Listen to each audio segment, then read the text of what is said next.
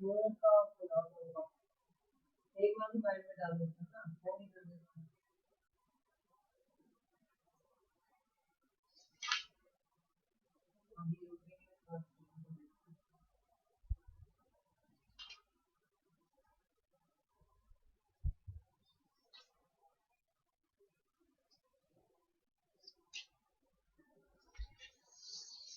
भाई, आज बेटा आपको मैं चौथी यूनिट शुरू करवाऊंगा।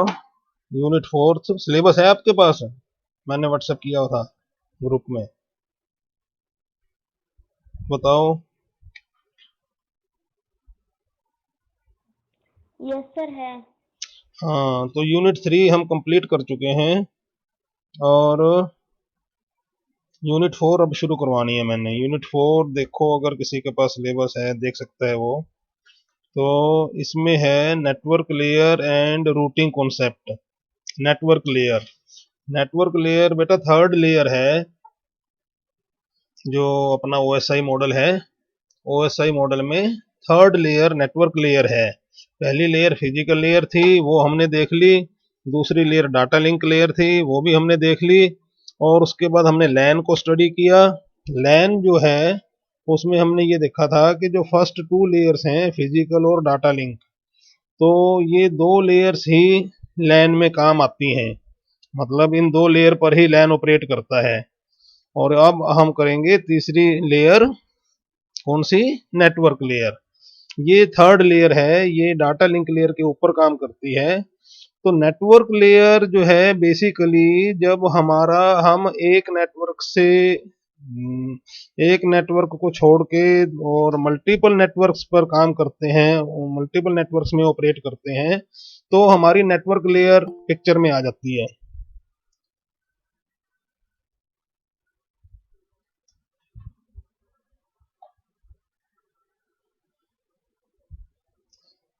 ठीक है, तो नेटवर्क लेयर में हमारा कौन सा नेटवर्क काम करेगा? ये तो रूटिंग का है, चलो रूटिंग के बारे में भी समझाऊंगा। तो नेटवर्क लेयर कौन से उसमें काम करेगी?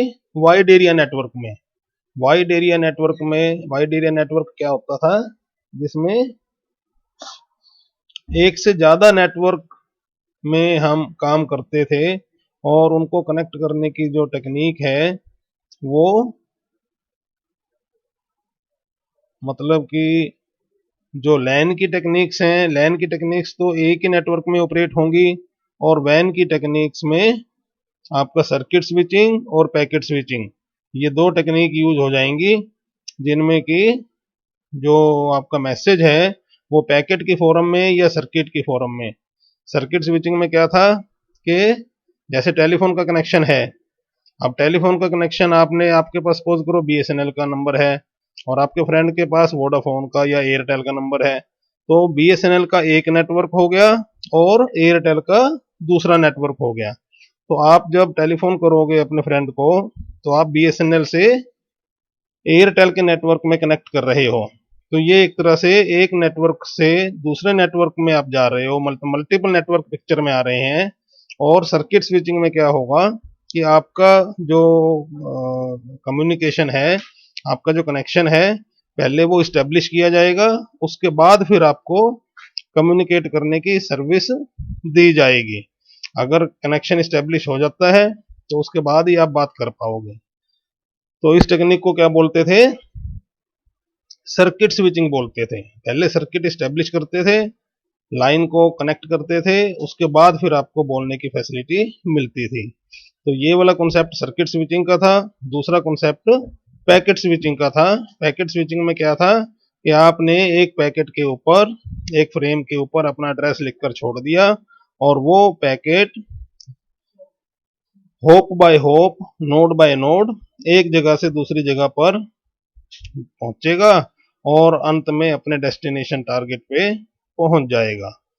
तो ये काम हो गया आपका पैकेट स्विचिंग नेटवर्क में। तो दो टाइप के नेटवर्क हो गए, एक सर्किट स्विचिंग और एक पैकेट स्विचिंग।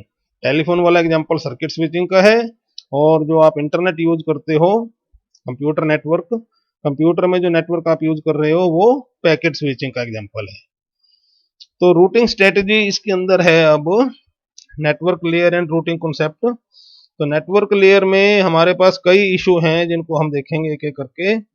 और इसमें है, एक तो रूटिंग का हमने स्टडी करना है, उसके बाद नेटवर्क सिक्योरिटी। ये दो आपको दे रखे हैं, रूटिंग कॉन्सेप्ट और नेटवर्क सिक्योरिटी। इन दोनों को ही हम देखेंगे। तो सबसे पहले रूटिंग देखते हैं। तो रूटिंग क्या है? रूटिंग जो है वो एक पैकेट को उसके डेस्टिनेशन तक पहुंचाने के लिए hop by hop, node by node, एक पॉइंट से दूसरे, एक नोड से दूसरे नोड, दूसरे नोड से तीसरे नोड, तीसरे से चौथे नोड, तो उसको अगर सही डायरेक्शन में तो भेजेंगे तो वो अपने टारगेट तक पहुंच जाएगा। अगर उसको हम गलत डायरेक्शन में भेज देंगे तो भैया फिर वो कैसे पहुंचेगा? तो रूटिंग स्ट्रेटजी में हम यही स्टडी करते हैं कि जैसे जो टारगेट है, जो उसका एड्रेस है, तो वो एड्रेस कहाँ पर लोकेटेड है और उस एड्रेस तक कैसे पहुंचा जाएगा। क्योंकि कोई भी दो नोड आपस में डायरेक्टली कनेक्टेड नहीं होती, उनको कनेक्ट करने के लिए बीच में मल्टीपल नोड्स, इंटरमीडिएट नोड्स बहुत होती हैं। It is a complex network of nodes by which the two end nodes are connected।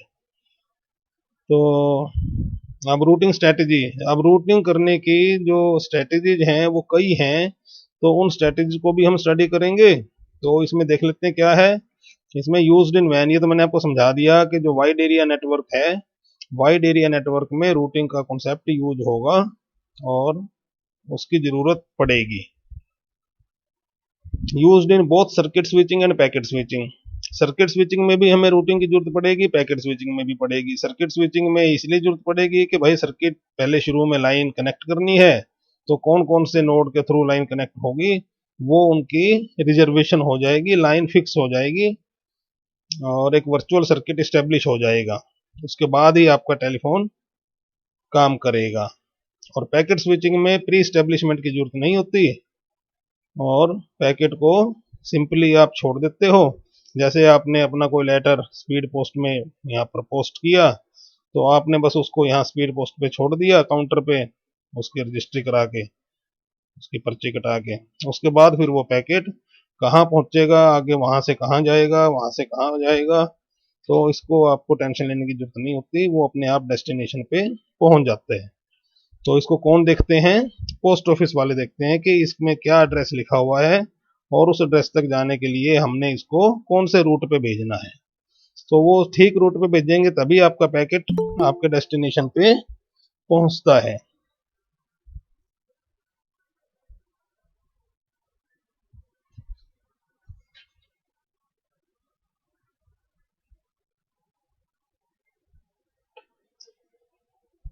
अगला देखो, the objective is to forward an incoming packet to an adjacent node so that it should reach its destination node।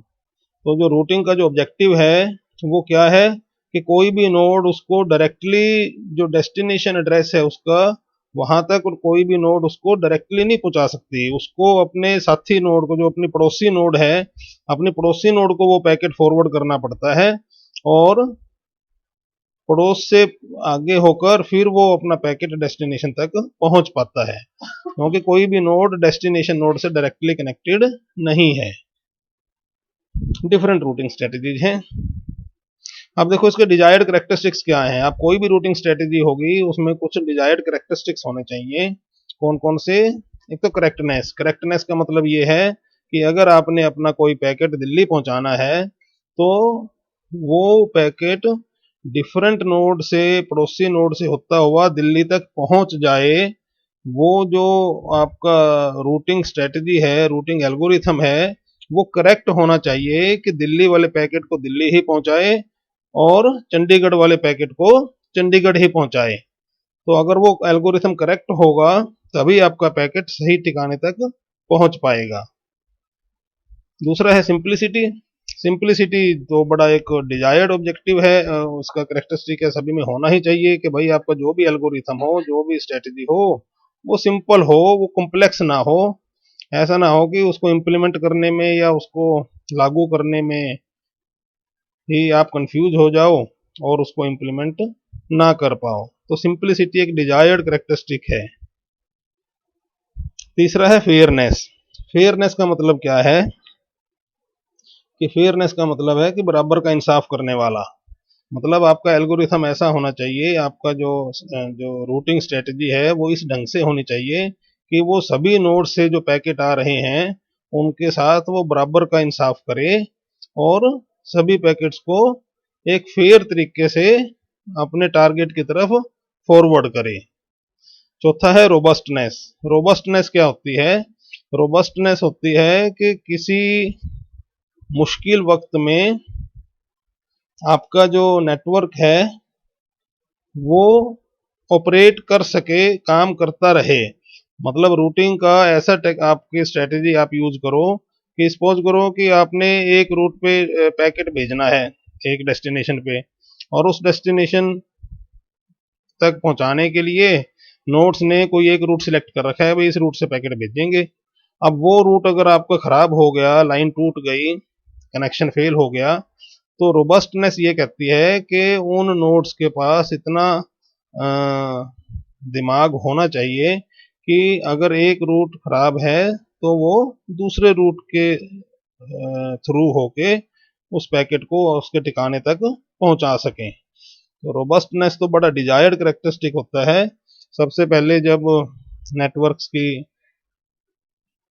खोज की गई थी, network पे काम किया गया था यूएसए में, तो रोबस्टनेस के लिए ही मिलिट्री नेटवर्क में इसकी बहुत ज़रूरत थी कि भाई अगर एक दुश्मन अगर आपके नेटवर्क पे अटैक करता है और कोई एक नेटवर्क का पोर्शन वो डिस्टर्ब कर देता है, तोड़ देता है, ब्रेक कर देता, तो आपके नेटवर्क में इतनी काबिलियत होनी चाहिए कि वो अपने पैकेट्स को डेस्टिनेशन तक, अगर एक भी लाइन से वो कनेक्टेड है, एक भी लाइन बनती है, तो उस लाइन का यूज करके वो पैकेट को उसके टारगेट तक पहुंचा सके।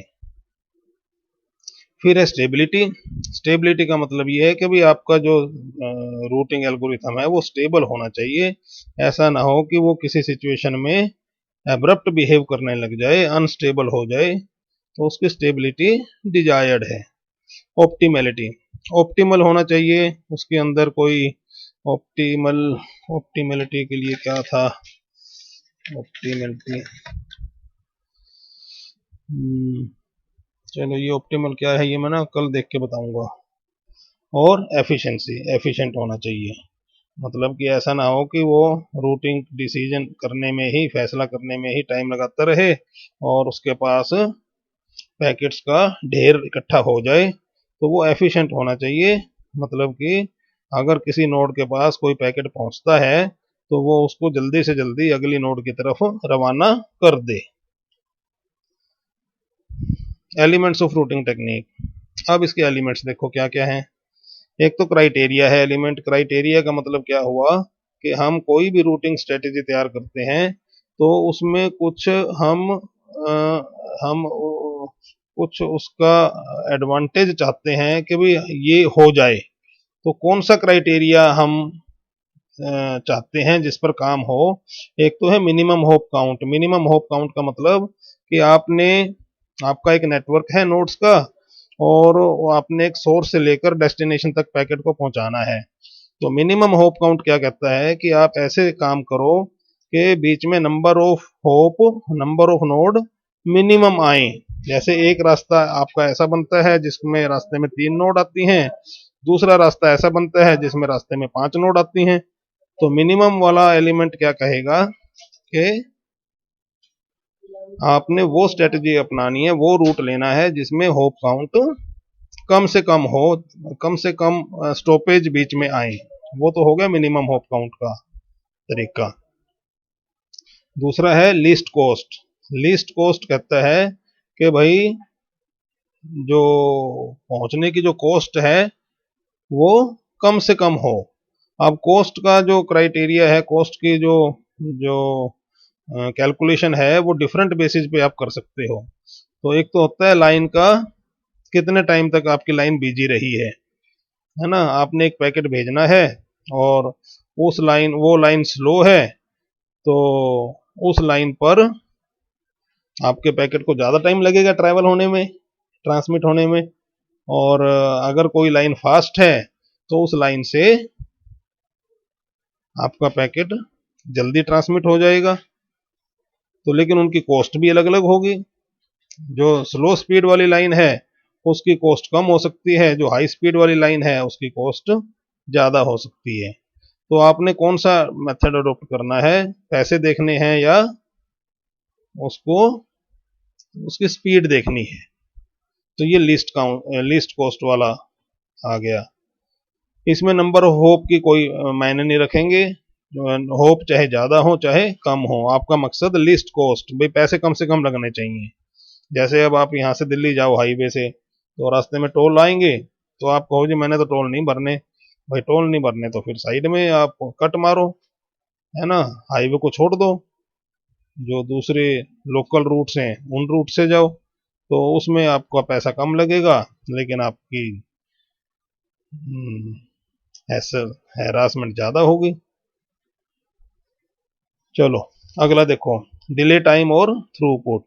डिले टाइम कि भाई कितना टाइम लगता है। अब हाईवे से जाओगे तो कम टाइम लगेगा, और उससे जाओगे लोकल रूट से जाओगे तो ज़्यादा टाइम लगेगा। तो डिले टाइम की आपने देखना है कि भाई आपको कैसा पैकेट को जल्दी पहुंचाना है या डिले आराम से पहुंचाना है। और फिर है थ्रूपुट। थ्रूपुट का मतलब ये है कि भाई पर यूनिट टाइम में कितने पैकेट आप ट्रांसफर कर रहे हो, तो वो थ्रूपुट है। तो डिफरेंट अप्रोचेज हैं। आप कहते हो जी मुझे तो 1 मिनट में मैक्सिमम थ्रूपुट चाहिए, मतलब कि जो थ्रूपुट का रेट है वो ज़्यादा से ज़्यादा चाहिए, तो भाई आप उस पर काम करो। और आप कहते हो जी मुझे जल्दी से जल्दी पहुंचाना है, तो आपका वो अलग क्राइटेरिया हो जाएगा। आप कहते हो जी मुझे कॉस्ट कम से कम रखनी है, उसका अलग क्राइटेरिया हो जाएगा। आप कहते हो जी मुझे मिनिमम होप काउंट रखने हैं, भाई रास्ते में कोई स्टॉपेज ना आए, मिनिमम स्टॉपेज आए, तो उसका अलग क्राइटेरिया हो जाएगा। दूसरा है डिसीजन टाइम। ये एलिमेंट समझा रहा हूं मैं आपको रूटिंग के। डिसीजन टाइम क्या कहता है कि आपने रूटिंग के बारे में, फॉरवर्डिंग के बारे में डिसीजन लेना है, तो वो कब लोगे आप डिसीजन। अब इसके दो तरीके हैं, एक तो है ऑन पैकेट अराइवल और एक है सेशन। सेशन का मतलब ये है कि भाई आपने एक मैसेज भेजना था और वो मैसेज उसके मान लो 10 पैकेट बन गए। तो आपने जहां पर पैकेट भेजना है, मैसेज भेजना है, उसके लिए आपने शुरू में ही एक रूट फिक्स कर दिया। तो वो शुरू में ही अगर रूट फिक्स कर दिया तो वो सेशन के लिए रूट फिक्स हो गया, फिर उसी रूट पर 10 पैकेट जाएंगे। और एक है कि भाई आपने सेशन के लिए रूट को फिक्स नहीं किया और इंडिविजुअल पैकेट के अराइवल पे उसका फैसला होगा कि भाई वो कौन से रूट से निकलेगा। तो इंडिविजुअल पैकेट के अराइवल पर तो अगर डिसीजन हो रहा है तो हर नोड पैकेट के आने पर इंडिविजुअली डिसाइड करेगी कि भाई इस पैकेट को आगे कहाँ रवाना करना है। और सेशन के लिए अगर उसका फैसला हो गया तो फिर उस सेशन के दौरान जितने पैकेट आएंगे वो सारे उसी रूट से होके निकलेंगे। फिर है डिसीजन प्लेस कि भाई उसका फैसला कहाँ करना है। अब देखो डिसीजन प्लेस जो है वो 3 तरीके से हो सकता है। एक तो ईच नोड कि भाई हर नोड इंडिविजुअली डिसाइड करे कि भाई इस पैकेट को मैंने कहाँ भेजना है। दूसरा है सेंट्रल नोड कि भाई इसका फैसला एक सेंट्रल नोड करे कि भाई ये वाले सारे पैकेट इस रूट से होके निकलेंगे। और तीसरा है ओरिजिनेटिंग नोड। तीसरा फैसला ये है, तीसरा प्लेस, कि भाई जिस नोड ने पैकेट को भेजना है वही नोड उसके फैसले का, उसके रूट का फैसला करे। ये तीसरा वो है डिसीजन प्लेस का। तो तीनों मैंने आपको समझा दिए। ईच नोड का मतलब हर एक नोड के पास पैकेट पहुंचेगा, वो हर नोड अपने लेवल पे डिसाइड करेगी कि मैंने कहाँ पैकेट को फॉरवर्ड करना है। सेंट्रल नोड का मतलब एक नोड के पास ये पावर है कि भाई वो ही फैसला करती है सारे पैकेट्स का कि वो कौन से रूट से होकर निकलेंगे। और तीसरा है ओरिजिनेटिंग नोड कि भाई जिस नोड ने पैकेट मैसेज भेजना है वही फैसला करेगी कि मेरे पैकेट कौन से रूट से होकर निकलेंगे। चलो आगे देखो, network information source. Network information source, अब देखो बात यह है कि भाई किसी भी नोड के पास कोई पैकेट पहुंचता है तो उस पैकेट को वो देखेगा कि भाई एड्रेस पड़ेगा कि भाई इस पैकेट ने कहाँ जाना है। तो अब उसको अगर उस एड्रेस की जानकारी ही नहीं होगी कि भाई वो एड्रेस कहाँ पर है और मैं उस एड्रेस तक पहुंचाने के लिए इस पैकेट को कौन से नोड पे, कौन सी पड़ोसी नोड को दूं, तो उसको फिर वो कैसे पहुंचाएगी। तो इसका मतलब क्या है कि उसको नेटवर्क की जानकारी होनी चाहिए, उसको पता होना चाहिए कि भाई कौन से नोड तक पहुंचाने के लिए मैंने पैकेट को कहाँ ट्रांसफर करना है। तो नेटवर्क इंफॉर्मेशन सोर्स, नेटवर्क की इंफॉर्मेशन का सोर्स क्या है। एक तो यह भी कोई नहीं है, कोई सोर्स नहीं है, ब्लाइंड है, सारे ब्लाइंड खेल रहे हैं। दूसरा है लोकल, लोकल का मतलब उसको खुद के पास ही जितनी नॉलेज है वो अपनी नॉलेज से काम करेगी। तीसरा है एडजेसेंट नोड, एडजेसेंट नोड का मतलब कि भाई उसको पड़ोसी नोड से पता लगेगा कि भाई नेटवर्क के बारे में क्या जानकारी है उसके पास। और नोड्स अलोंग रूट या ऑल नोड्स, तो जो रूट के ऊपर जो नोड्स हैं उनके पास है नेटवर्क इंफॉर्मेशन या फिर सभी नोड्स के पास है। ये नेटवर्क इंफॉर्मेशन सोर्स का क्राइटेरिया है, पॉइंट है। अगला है network information update timing. Network information update कितने टाइम में होती है। एक तो कंटिन्यूस अपडेट होती रहे, एक स्पेसिफिक पीरियड के बाद अपडेट हो, या फिर मेजर लोड चेंज हो गया उसके ऊपर अपडेट हो जाए, या फिर टोपोलॉजी चेंज हो जाए उस पर उसकी इंफॉर्मेशन अपडेट हो। अब ये देखो, ये एक एग्जांपल नेटवर्क मैंने यहाँ दिखाया हुआ है। ये जो नंबर 1 2 3 4 5 6 लिखे हुए हैं सर्कल में, ये नोड्स हैं। नोड्स का मतलब इंटरमीडिएट नोड्स हैं। इन्हीं नोड्स से को आपस में कनेक्टेड हैं ये, और इनको कनेक्ट करके एक नेटवर्क बना हुआ है। अब आप ये देखो कि बीच में इनके एरो दिखाए हुए हैं, उन एरो पे नंबर लिखे हुए हैं। तो जो एरो है, जैसे मान लो नोड 1 से लेकर नोड 2 तक जा रहा है एक एरो, और उस पर नंबर 2 लिखा हुआ है, तो इसका मतलब ये है कि ये इसकी लाइन कॉस्ट है।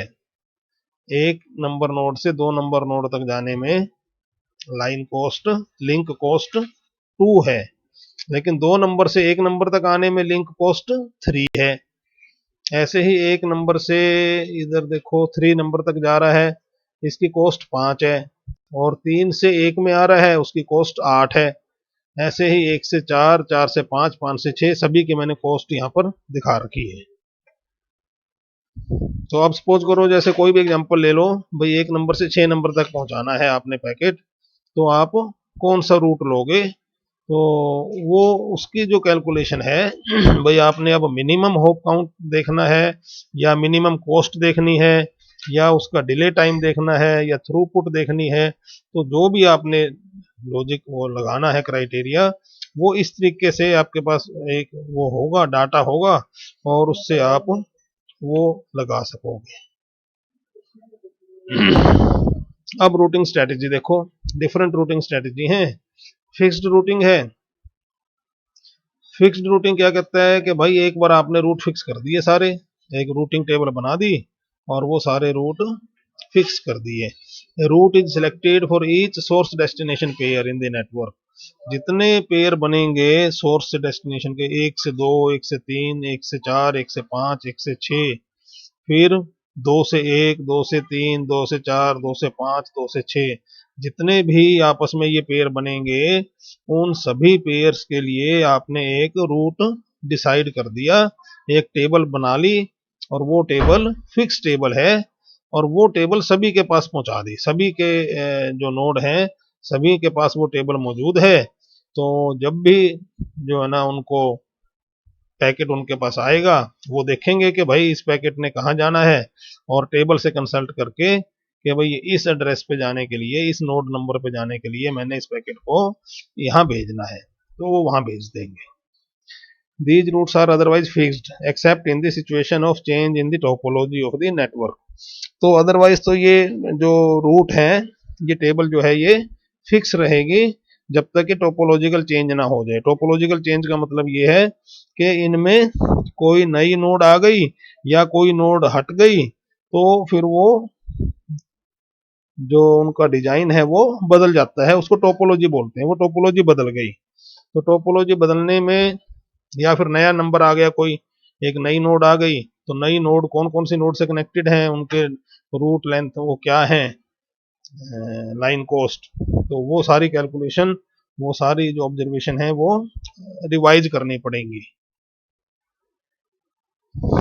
A central routing matrix is constructed having from node and to node। तो एक टेबल बना देंगे, एक मैट्रिक्स बना देंगे जिसमें फ्रॉम और टू, तो कि भाई इस नोड से इस नोड तक जाना है, इस नोड से इस नोड तक जाना है, तो इसको कौन से वाली नोड पे भेजा जाए। सिंप्लिसिटी, इसके क्या बेनिफिट क्या है? सिंप्लिसिटी है, आसान है, ये सिंपल है। Works well in network with stable load, तो ऐसे नेटवर्क में जिनमें जो है ना लोड स्टेबल है उसमें बढ़िया काम करता है। लैक ऑफ फ्लेक्सिबिलिटी, और इसकी हानियां क्या है? फ्लेक्सिबल नहीं है। इम्यून टू नेटवर्क कंजेशन और फेलियर, नेटवर्क कंजेशन हो गया कहीं पे, किसी रूट पे ज़्यादा पैकेट्स आ गए, या फिर फेलियर हो गया नेटवर्क में कहीं पे, तो ये उसको हैंडल नहीं कर पाएगी, उसमें उसके लिए इसके पास कोई मैकेनिज्म नहीं है। दूसरा है फ्लडिंग। फ्लडिंग कहता है कि भाई आपको कुछ भी जानकारी रखने की जरूरत नहीं है। वो जो नॉन वाला था ना, नेटवर्क इंफॉर्मेशन, ये नेटवर्क इंफॉर्मेशन सोर्स नन, तो ये नन में काम करता है। भाई आपको कहीं पूरे नेटवर्क में किसी नोड की कोई जानकारी नहीं है और आपके पास पैकेट आ गया, आपने भेजना है, अब आपको पता ही नहीं आपने कहाँ भेजना है, तो फिर आप क्या करोगे कि जितने नोड आपके पड़ोसी नोड जो कनेक्टेड हैं आपसे, उन सभी पे वो पैकेट ट्रांसफर कर दोगे। हाँ, सिर्फ जहां से आया है जिस लिंक से, उस लिंक के ऊपर वापस नहीं भेजोगे क्योंकि वहां से तो आया है पैकेट। उसके अलावा बाकी सारे लिंक पे आप उस पैकेट की कॉपी भेज दोगे। फिर वो भी ऐसे ही करेंगी, वो भी आगे सारे लिंक पे पैकेट की कॉपी भेज देंगी, वापस आपको नहीं भेजेंगी, आपके अलावा और जितने लिंक कनेक्टेड हैं उन सभी को भेज देंगी। इस तरीके से धीरे धीरे पूरे नेटवर्क में वो पैकेट फैल जाएंगे और जो उसकी डेस्टिनेशन नोड है उस तक वो पैकेट पहुंच जाएगा। अब प्रॉब्लम क्या है? Problem of duplicate copy. अब इससे होगा क्या कि डेस्टिनेशन नोड के पास डुप्लीकेट कॉपी मिलनी शुरू हो जाएंगी, क्योंकि जितने लिंक हैं उसके वो सभी लिंक से एक एक करके पैकेट पहुंचेगा। तो फिर इसमें क्या करते हैं? होप काउंट करते हैं। प्रॉब्लम ऑफ डुप्लीकेट कॉपीज, इसका सोल्यूशन क्या है कि भाई जैसे जैसे पैकेट अब नेटवर्क में फैल रहा है पैकेट, ठीक है ना, तो उनके वो होप काउंट एक एक फील्ड बना के रखेंगे पैकेट के अंदर, तो जब भी वो किसी नोड के पास पहुंचेगा वो उसका काउंटर बढ़ा देगा एक। तो फिर वो क्या करते हैं कि मैक्सिमम वैल्यू सेट कर देते हैं कि भाई ये पैकेट मैक्सिमम इतनी बार घूम सकता है नेटवर्क में, तो जब भी वो होप काउंट उतना होगा तो उसको वो डिस्कार्ड कर देंगे। Then decrease at each node until 0, then discard the packet. तो ये इसमें बढ़ाने की बजाय घटाना लिखा हुआ है। वे शुरू में एक मैक्सिमम वैल्यू रख दी उसकी, उस फील्ड की, होप काउंट फील्ड की, और जैसे जैसे वो नोड के पास पहुंचा तो हर नोड ने उसकी वैल्यू एक कम कर दी। जब उसकी वैल्यू 0 हो गई तो उसको नेटवर्क से बाहर कर दिया, उसको डिस्कार्ड कर दिया। फ्लडिंग के बेनिफिट देख लो क्या है। No network information required, sure delivery होगी, at least one route exist, if at least one route, अगर एक भी रूट एग्जिस्ट करता है डेस्टिनेशन तक का तो उसको श्योर डिलीवरी हो जाएगी।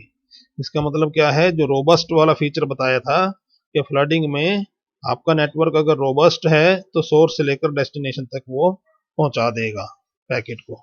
यूज्ड इन मिलिट्री नेटवर्क में इसका यूज करते हैं। The first copy will reach on minimum hop route. अब ये भी है कि सोर्स ने कॉपी को भेजा और फिर फ्लडिंग शुरू हो गई और डेस्टिनेशन के पास जो सबसे पहली कॉपी पहुंची, इसका मतलब वो सबसे पहली कॉपी वाला जो रूट बनेगा वो उसका मिनिमम होप रूट बनेगा। मतलब कि सबसे पहले पहुंचने वाली कॉपी का जो रूट बनेगा वो मिनिमम होप रूट। और इसको वर्चुअल सर्किट रूट को सेट करने के लिए यूज करते हैं। वर्चुअल सर्किट आपने सेट करना है, तो वर्चुअल सर्किट सेट करने के लिए कौन कौन सी नोड यूज करनी है, तो वो फ्लडिंग करके और मिनिमम होप रूट फाइंड कर लेते हैं, फिर उसी रूट से वर्चुअल सर्किट इस्टेब्लिश कर लेते हैं।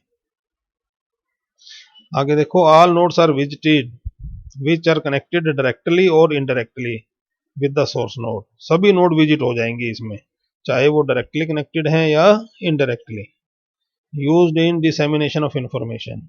अब फ्लडिंग का यूज इंफॉर्मेशन, आपने कोई इंफॉर्मेशन भेजनी है, अभी सभी नोड को कोई जानकारी भेजनी है, तो आप ब्लाइंड कर दो, फ्लडिंग कर दो, तो सभी नोड के पास वो जानकारी पहुंच जाएगी। डिसएडवांटेज क्या है?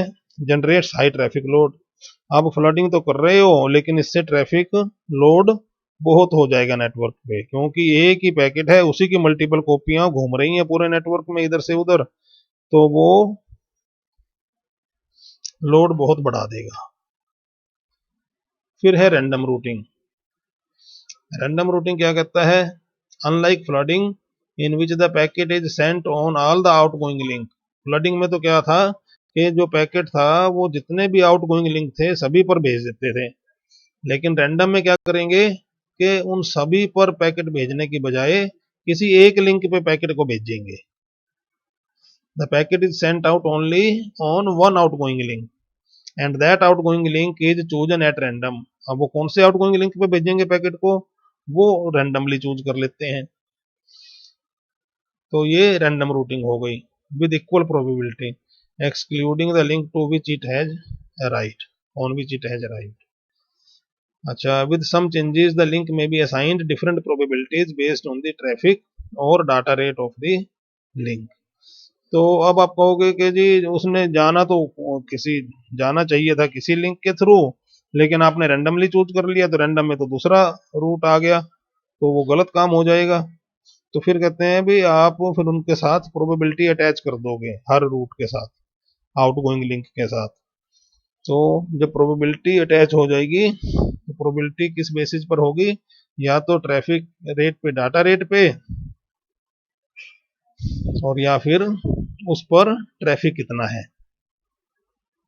ये आपने प्रोबेबिलिटी अटैच कर दी। Where are I is the data rate, it can link cost, it can be link cost also, और it can be equal to queue length as well. तो क्यू लेंथ भी हो सकती है।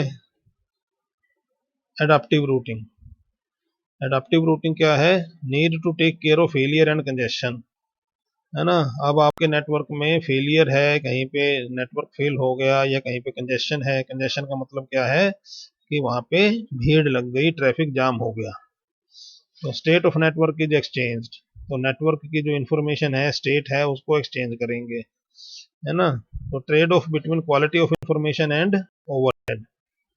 तो अब ये यहाँ पर एक ट्रेड ऑफ चलेगा, एक बैलेंस चलेगा, quality of information and overhead, कि भाई आपको कितनी इंफॉर्मेशन चाहिए और आपके नेटवर्क पे लोड कितना पड़ेगा।